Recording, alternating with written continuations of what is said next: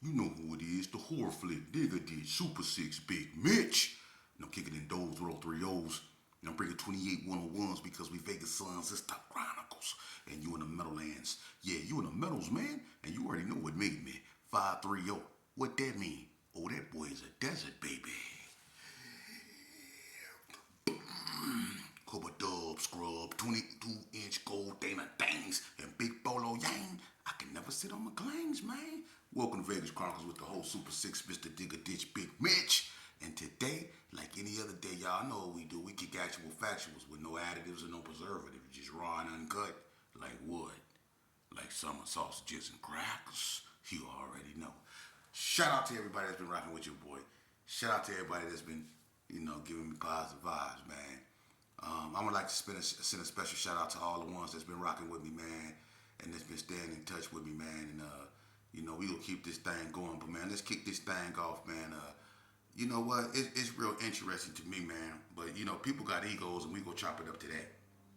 But for some reason, people find it hard to believe that Vegas, look, the Crips, and this is what we speaking on. Somebody, it was in my audience talking about how could the GQs wear blue and didn't get it from the Crips in California. They saying it's impossible for the GQs, who was the first Crips in Vegas, or to wear blue, if they didn't get it from Crips. So if they didn't get the blue from Crips, that's just impossible for them to wear it. Well, news flash: the GQs didn't get their blue from the Crips. They got it from the Bull on the slip malt liquor bottle. That blue Bull.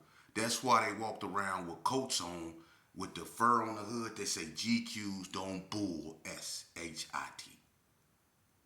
Anybody from that era know that the GQs got the blue from the slip malt liquor Bull.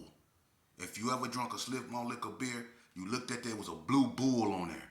And that's where they got the bull on their jackets from, they emblem. GQs don't bull, See? No disrespect to Cali, but they got their crippin'. That's from there. But the color blue, that's just like saying, if you go in Chicago, a lot of those Chicago games go back further than Crippin' and Bloodin'. You see? A lot of those gangs go back to the 50s. You see, before there was Crips and Bloods. Okay, you got like Vice Lords, Disciples, Four Corner Hustlers in Chicago that wore red and gold, or red, black, and green. And the Disciples wore blue and this, or blue and that. You see what I'm saying? But they don't know nothing about no Crip and the Blood. That's what I'm saying. Just because people wear a certain color or insignia to identify themselves, that don't mean they got it from California. Now, the Crippin', they obviously it come from California. But they color blue, it came from the Bull before they had the blue rag. See? A lot of people just can't accept the fact that Vegas has its own lingo. We have Paru out here. Yeah, Paru came from California. But see, what people don't understand is that they took that and made it a Vegas thing. You see? Vegas is not trying to be like nobody but Vegas. Sure, California right next door to us. And some people look at California as another part of Vegas, or Vegas as another part of California, man. There's a lot of people that look like that. It's family relations. But a lot of Las Vegas, like the Northtown gangsters, that's pure Vegas bred gangs, man.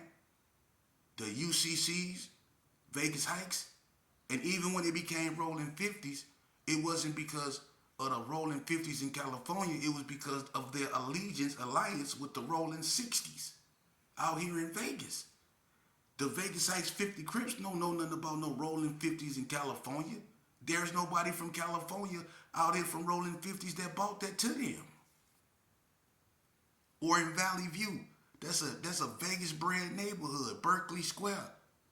We got projects out here, man. Crip City, Delmonico. Them Crip neighborhoods, but they not Cali influenced. You see? Vegas has its own lingo. And that's why Cali respected. We're not like, other states that, like, you not gonna find no neighborhood out here where you got a whole neighborhood of A-Tray gangsters. Or it's a whole section of East Coast Crips. You see? Or it's a whole section of bounty hunters. Now, what happened is when them cats come out here, they don't try to form their own neighborhood or carve out a piece of turf and try to say this ours. No, they find out where the Bloods is and they go over there with their people. They don't try to separate. You got some Crips that come out from California and they'll try it. They'll try to carve out them a little piece, not in the north, not on the west, you know, or they'll go like Sierra Vista, over there off Van Patten, you know, Naked City, places like that where ain't no, you know, people from Vegas that's from them projects and really with the function. We don't be around there because we know how the police is and we know how law enforcement is and we don't like that type of heat because we know that's they, you know, establishment, that's their money flow. So we smart enough to stay away from that. We trying to stay out of jail. The Cali boys and the people from Detroit and all that be around there messing with them people, stuff like that. We don't do that because we sharp enough. You know, we stay on what we doing. But as far as them coming in our territory and trying to carve out, it ain't gonna happen. That's why it never happened. And the only persons that ever tried that was the Backstreet Crips from Watts. They not there no more. Because they couldn't stay there. They was gonna keep on. They put up a fight too. They tried to. But when you got three dominant blood gangs in that area, West Coast, Paru and PB, then you got the Gersons, you not finna be over there, man. And it's not no disrespect, but you just not finna be over there. They got ran up out of there. The police got them, and them Bloods got them. The Gersons got at them. They was getting hit from every side. And then when they went to the penitentiary, they was getting hit up and up. When the Backstreets came to the penitentiary, the police, Wayne Dyer was the investigator. And if anybody can catch up with Wayne Dyer, anybody know Wayne that used to be the investigator for Indian Springs? Wayne and Ben, they come up out of PB turf. If anybody got a line on Wayne, please tell him I'm trying to interview him. He was the investigator of Indian Springs Yard, and everybody know him back during, I think, 97 to 2000 or something. He was a head investigator. Him, Miss Porter was there, Miss Sweeney, Lieutenant Gaines, Smitty, all them was on the yard. All them was on the yard, man, and you know, except Smitty, everybody was cool, but Wayne was cool. Wayne, if you hear this video, you know who I am. I'm trying to interview you, Brody, for real, because you gonna keep it real. You gonna keep it real. So if anybody find Wayne Dyer, please tell him I'm trying to link up with him, and I'm trying to interview him. But moving on, when the Backstreets came to the penitentiary, Wayne Dyer and people like him, I tell them, man, if you from there, let us know. Because it's a lot of them that try to stay off gang fire and be slick. And they went to the yard not knowing it's people that seen their faces that knew them on the street. And they was getting dealt with horribly. And I'm going to be honest with you. And this ain't trying to say, no, you know, look, if a person, they something Big Pretty to California. And the Cali boys tried to burn Big Pretty up. And Big Pretty was the boogeyman in Nevada prisons. But when he went over there to California, he seen some dudes his size on the nat that was younger than him. Them dudes was huge, and they tried to burn him up. You know? They didn't like Vegas boys, apparently. You know? But when they came over here to our pen, we don't do them like that. But it can get like that. Ask the Backstreets. Because when they hit the yard, it didn't matter whether it was a Gerson or Blood, whoever seen them first, they got at them. Them dudes got did bad in front of the Cali boys.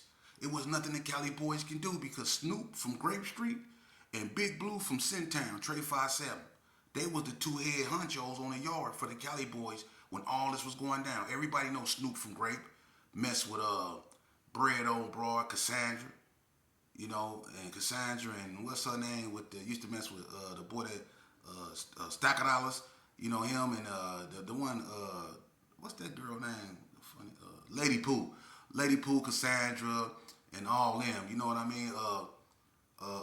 Snoop was messing with her, but Snoop from Grape Street, he was the head honcho on Indian Springs Yard. Cut up dude, had light size on him. Got a brother named Smokey. Then he had this kind of other tall, light brown skinned, chunky brother from Sintown named Blue. They couldn't do nothing when them Backstreets was in the yard. You know, and I remember them Bloods made when look, if anybody been in Indian Springs gym, if you go in the gym, right, you can look over the balcony and it's bleachers, right? And that's where people used to be to watch the basketball game. Right in front of the barbershop, the water fountain, that little walkway that leads you to the law library. You can look over it and you can look down and you can see what a dude that control the numbers when they playing basketball, the time and all that. And then you got the bleachers, right? It was a backstreet dude that hit the yard, right? And the Bloods knew it. They let him get comfortable, right? Snoop, he always had like animosity because it was nothing he can do. And Snoop was one of them Cali boys that had a chip on his shoulder. You know, he didn't back down for nothing, but he knew he couldn't win. And he didn't like that. He didn't have enough troops. This is Vegas. This ain't Cali. And that's what I'm trying to say. So when they get like that, you know, and it made him look bad because I'm going to tell you something. He had the audacity to bring that boy to the gym, and them Bloods came from both sides, man. It was about 1,000 Bloods, man. I swear to God. And Pac-Man from West Coast Bloods told him, I don't want to hear nothing. I don't want to hear nothing. He ain't getting out this gym. Blood, he ain't getting out this gym. Hey, look, I ain't gonna lie. And you can ask anybody. B.I. from Skyline, Pyru's, Butter, Honey Bear, K-Loco. It was a fat man from the hood. It was a bunch of people in that yard. Look what this dude did.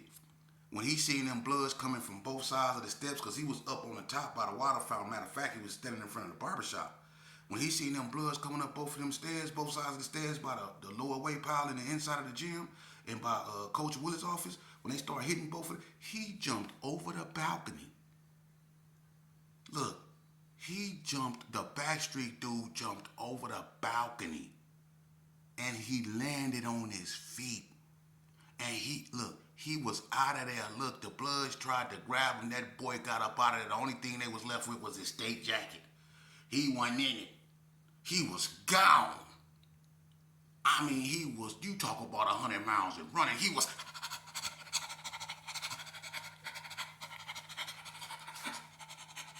gone. He was gone. And you know what Snoop did? Snoop tried to say, he ain't from Backstreet. He ain't from Backstreet. They knew where he was from, man. But the fact that you had to stand there and watch your homeboy get chased, and some of them Bloods actually got at him, but they just couldn't get a hold of him, because when a person jump off that balcony like that, you're not catching him. He landed on his feet. The only thing in existence that can do that is a cat. This cat's supposed to have a broken ankle. He's supposed to have some form of injury from that impact, but it wasn't there. Because when he jumped, he was gone. He was gone. I mean, he was gone. And Snoop them had to watch that. You see? So, when you talk about Vegas, man, Vegas is not weak. You have a conglomeration of neighborhoods out here that had to be taken down by the federal government because it got that bad. See, my generation is the reason why the federal government got involved. Because these dudes started taking things to a whole nother level, man. You wasn't safe nowhere. It was on like that. People were mad. You know?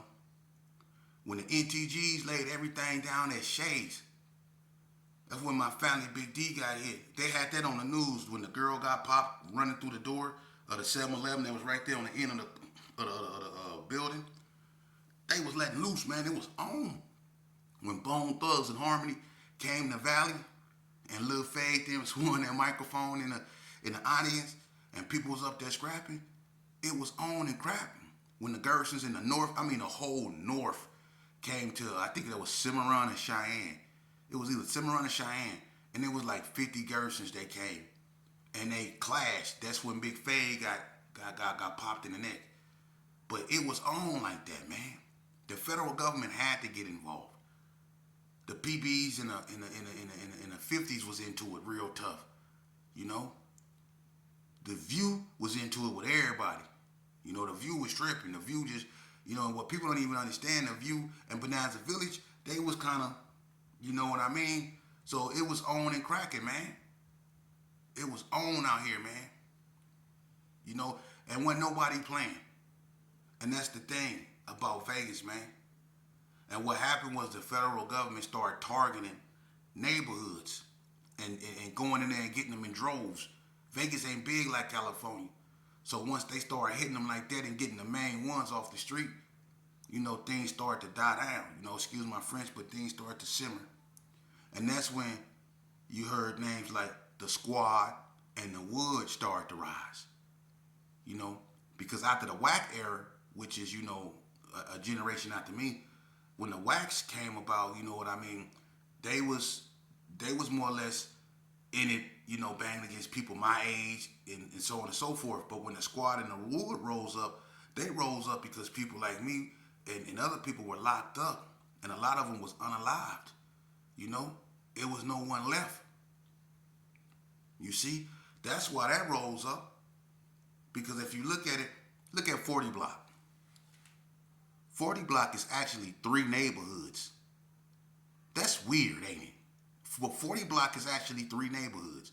It's Wicked Style Player territory. It's 40 Block territory. And it's also the Squad territory. Vegas Heights is UCCs, because you still got some of them that claim UCC. Then you got Rolling 50s, 50 Crip. Then you got the Wood. 3 neighborhoods. You see? And it's like that elsewhere. Like the coast, you got the Top Boys and all that. It's a bunch of stuff around here. True. And all that old stuff. You got a bunch. That took over after my generation was gone. Now, I don't know nothing about them youngsters like that to talk about. So we not going to do that. Because I don't want them youngsters to feel alienated. Them youngsters, regardless of what we agree about it or not, even if they didn't do it like we did it, or if we feel that they didn't do it right, the fact that they got out there and they stood on what they stood on, that's all it was. What we need to be out there doing is educating them young brothers, man.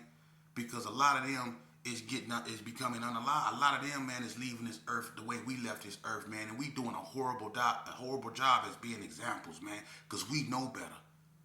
But there's a lot of us that's still stuck in our ways. And it's a shame because you got 50-something, 51, 52, 53, 54, 55-year-old dudes up out here, man.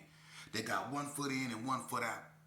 You think just because you went to prison or you been up around some people that told you a few sayings and you done read a few books and memorized a few passages out the books that sound like it can do something, that sound like it can make somebody think you intelligent. Y'all come out here like y'all go in there and y'all read them Donald Goin books or that Mackin 101 and all that old stuff, and y'all come up out here and y'all try to use that on these young girls up out here or use it on dudes to try to manipulate them. Y'all read Behold a Pale Horse. Y'all read books like that, The 48 Laws of Power, 50th Law of Mastery, 33 Strategies of War.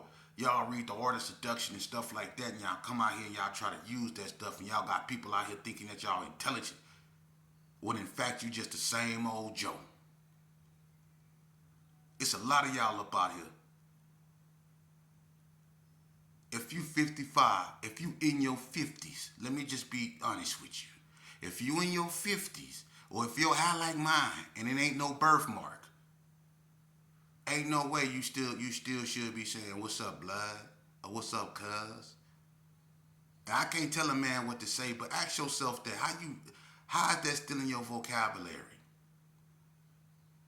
Just like a lot of y'all grew up and y'all don't want people to call y'all the N-word. Listen, the N-word go right along with the Crip. The N-word go right along with the blood. Because all that stuff ignorant. When you hollering, "What up, Crown?" or "What up this?" and "What up all that," and you an old man. Now, I understand it.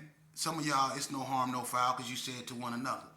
But when your mind like that, man, you need to detox. Get that out your mind, man. Detox yourself. You know where you from. You don't need to use that. It's time for us to, brush your collar off, man. Fix your shirt. We done already sagged our pants. We done already drunk the 40 ounce. We done already came home with the blunt burns in our shirt. We done did that. It's time to be casual now. It's time to be blessed that we able to survive the storm, sit down in a chair. Glad you got grandchildren to be there to watch them grow, man. It's time for us to do that. But these youngsters out here, I want y'all to know something, man.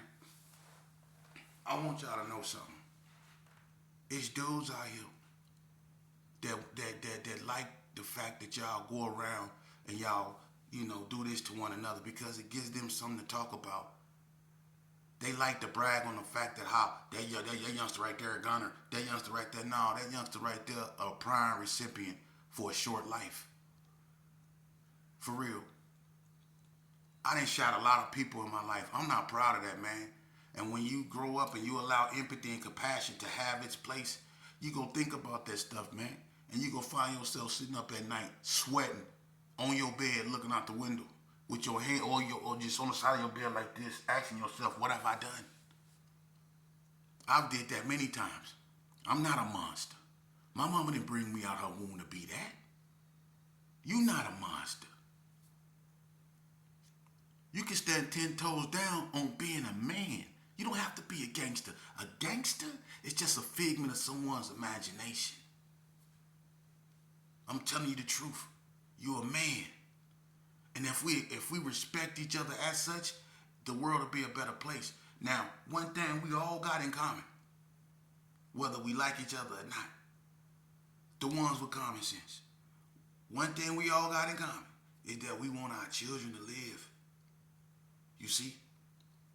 Don't nobody want to have to bury their child, and unfortunately, far too many of us have. We need to stop this, man. And the only way that we can stop this is by quit lying to ourselves. You know?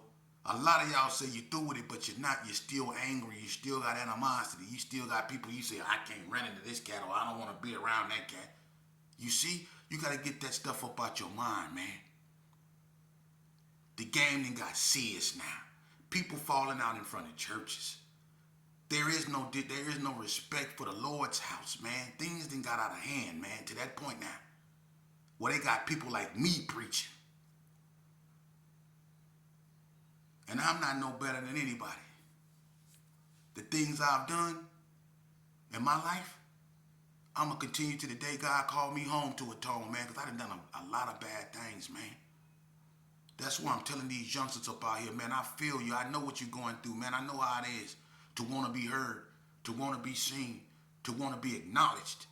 I know how it is, man. But at the same time, there's other ways you can do that. I'm going to tell you, man, it is. You might not like it, but it's not what you want. It's about what you need, and what you need is an education, because when you know better, you do better. What you need is to get up in college. What you need is to give yourself an honest chance at life without somebody in your ear telling you how life is. That's what you need to do. Don't focus on your wants, because you will always want something. Focus on your needs, because we need as a people to get it together. You need as a father to raise your child. You want to go to the club. You want $1 million, you see? But you need to educate yourself. That way you can attain $1 million. That way you can buy your own club. We focus on our wants instead of our needs. See? And one of the most precious things we in the black community need to do is face reality. And the reality of the situation is those are our kids in the streets doing those things, and it's our responsibility to get out there in them streets and get our children out the streets, man. See? Now, we all want to be respected as something. You don't get no more respect than that, than being a man that got the kahunas to get up out there and get their children. Or if you see your homeboy children doing something, like when I was younger and I got out of pocket, if my mama wasn't there, somebody else's mama would have whooped my behind. We as men need to go back to that era when we were obligated, because it takes a village to raise a child. It don't matter if you Paru, NTG, or BTD. If you see a youngster out of pocket, you obligated to get at that youngster. Man, I'm not talking to that youngster, man. These youngsters out here, man, they are not good. Come on, man. We had the same attitude, but it didn't stop us from doing what we was doing. Come on, man. We come from an era where we said we wasn't scared of nothing. When you scared now? What was the term? If you're scared, go to church. Remember that? What, y'all scared now? Is that why you going to church? Because when I go to church, I go for the salvation. I don't go because I'm scared. The only thing that I fear is failure. And we failing right now. We failing, man. Now, I can get up here and talk about a whole bunch of stuff. I can get up here and talk about how the NTGs was hitting them coin trucks. I could talk about how the hard time hustlers was hitting them casinos. Rest in peace, Lil Rock. I could talk about all that, but at some point we got to start talking about solutions because I don't want to glorify problems. I don't want to do that. It's a bunch of platforms that cater to that, man. And one of the things that I don't understand, I don't know how we not in the streets up in arms behind the treatment of our women. Whenever people can feel comfortable with calling our children the N-word and then raise money after doing it, how that make us look? How that make us look? We stand up for everybody but ourselves. We stand up for everybody but ourselves, and it's the cold part. When you got a person like me or a person like, it's a bunch of people out here that's trying to, and shout out to them brothers up out there that's doing positive things, that's bringing a new spin. Shout out to the Hood Postman, Melly Mel. Shout out to my girl Lee. Shout out to everybody. Shout out to my Uncle Slick, man. I want to get you in an interview. I hope I can get Boonch on here. I hope I can get Dan on here. Real ones on here so you can see how they turn tragedy into triumph. So you can see real redemption, man. We didn't heard enough sad stories, man. It's mothers up out here, man. I swear to God, it's mothers up out here, man. Some of them I grew up with that then lost their children, that still got their son's hair because it's some of the only thing that they have left in remembrance of their child. These are the mothers that's left up out here. You got women out here that's hurting because it's a void in them that can't be replaced. And you youngsters take that for granted until you standing in front of an old white man in a black robe that don't get 2 cents about you. And he ready to put you so far up under that penitentiary, man. I'm trying to tell you. Then you love your mama. You want to hear every word she say. Well, you got to